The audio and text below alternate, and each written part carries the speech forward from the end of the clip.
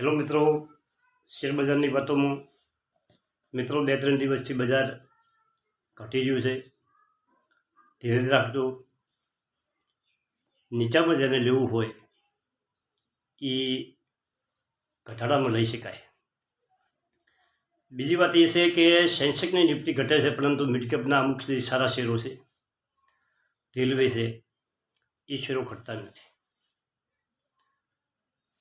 અને સારા શેરો થોડા એકઠા કરવા એ જ આ સમયની રાહ છે. નીચું આવે એટલે થોડું રોકાણ કરો. હવે આ 2-3 સ્ટોક છે, બહુ સારા છે અને તમારી રડારમાં તમે રાખી શકો છો. લેમન ટ્રી હોટલ મિત્રો, એનું માર્કેટ કેપ છે 9,158 રૂપિયા. નાની કંપની છે.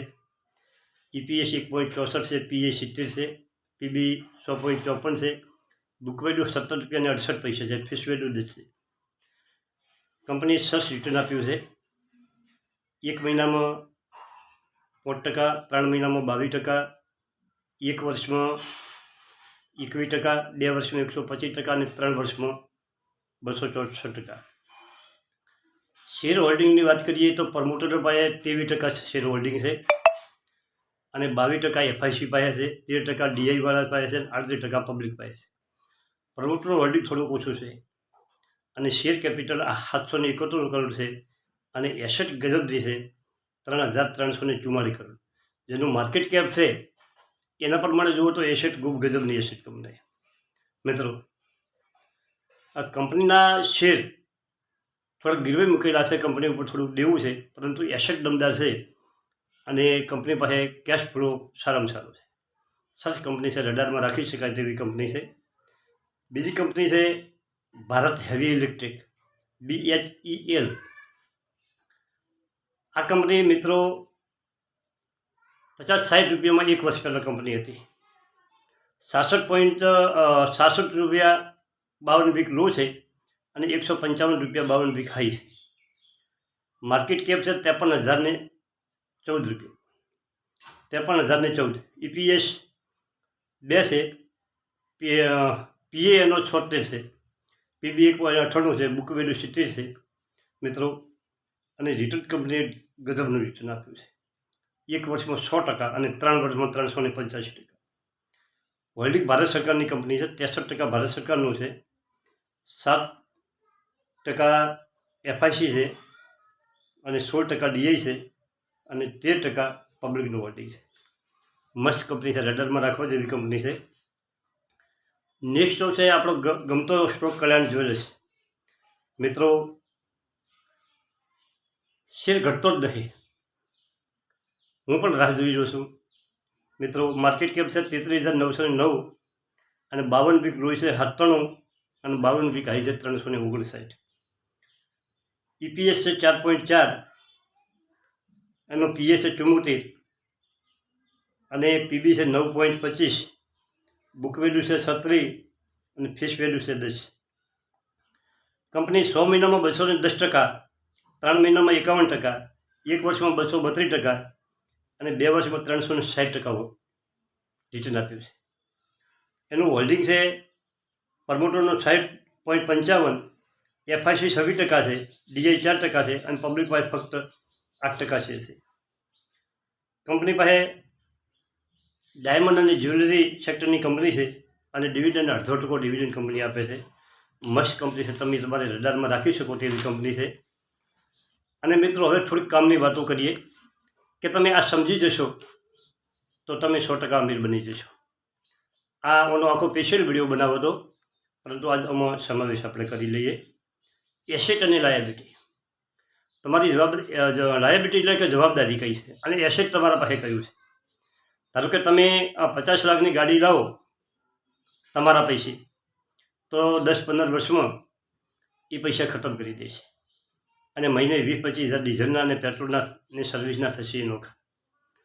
એની સામે એસેટ, અગર જો 50 લાખ રૂપિયાના કોઈ વિકાસશીલ શહેરમાં તમે જમીન ખરીદશો તો 10-15 વર્ષ પછી તમે જિંદગીભર તમારા ને તમારા બાળ બચ્ચાઓને આવનારી પેઢીને ચાલે એટલું ધન એકઠું કરી શકશો. હવે તમારે કયો વિકલ્પ પસંદ કરવો એ તમારે જોવાનું. જેને લીધે તમારા પૈસા આવે છે એ એસેટ. કોઈ તમે મૂડી રોકાણ કરો અને એનાથી તમને એમાંથી પૈસા તમારા સતત આવ્યા જતા હોય એની એસેટ કહેવાય. અને લાયબિલિટી એટલે કે જે પૈસા તમારા સતત જતા હોય એની લાયબિલિટી કહેવાય. મિત્રો, શેરબજારમાં તમારે ખાસ એ જ શું રાખવાનું છે કે શેરબજારમાં જે 100% કામ હોય એમાંથી તમારે 20% કામ શું કરવાનું છે. 20%માં તમારે રિસર્ચ કરવાનું, કોઈ કંપનીનું શેર પસંદ કરવાનો અને શેર ખરીદ કરવાનો. આ કામ 3 કામ કરશો એટલે તમારે 20% કામ તમારું થઈ ગયું. પરંતુ 80% બીજું કામ શું છે કે લાંબા સમય સુધી તમારું મન મનાવી મન મક્કમ કરી અને એને હોલ્ડ કરી રાખવો જોઈએ. તો તમે એમાં બમણું 3 ગણું 4 ગણા પૈસા મેળવી શકો. તમારે ધીરજ રાખીને હોલ્ડ કરવું જોઈએ. ધીરજ રાખવી પડે ખૂબ.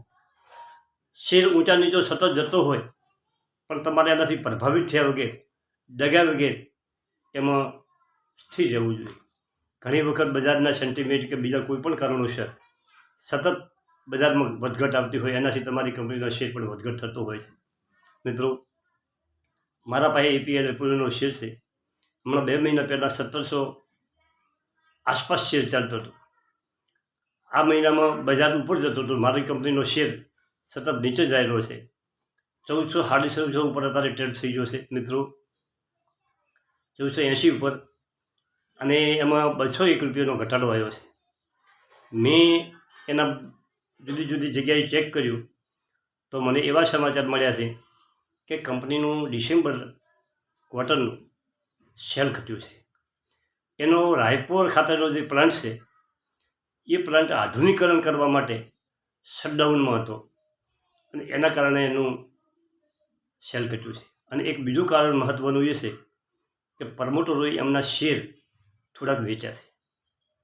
એ સતત થોડા ઘણા આ 2-3 ક્વાર્ટરમાંથી થોડા એ લોકો વેચતા જ છે. વેચવા પાછળનું કારણ જાણવા નથી મળ્યું, પરંતુ એના માટે જુઓ છો હવે શું થાય છે આગળ.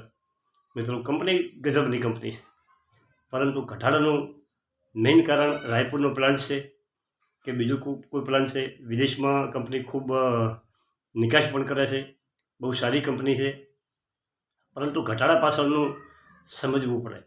મિત્રો, તમે કંપનીમાં હોલ્ડિંગ કરી રાખો એ જુદી વાત છે, પણ કયા કારણોસર ઘટાડો છો એ તો પણ તમારામાં જે કંપની તમારા પોર્ટફોલિયોમાં હોય એના વિશે તો ખાસ તમારે સમજવું.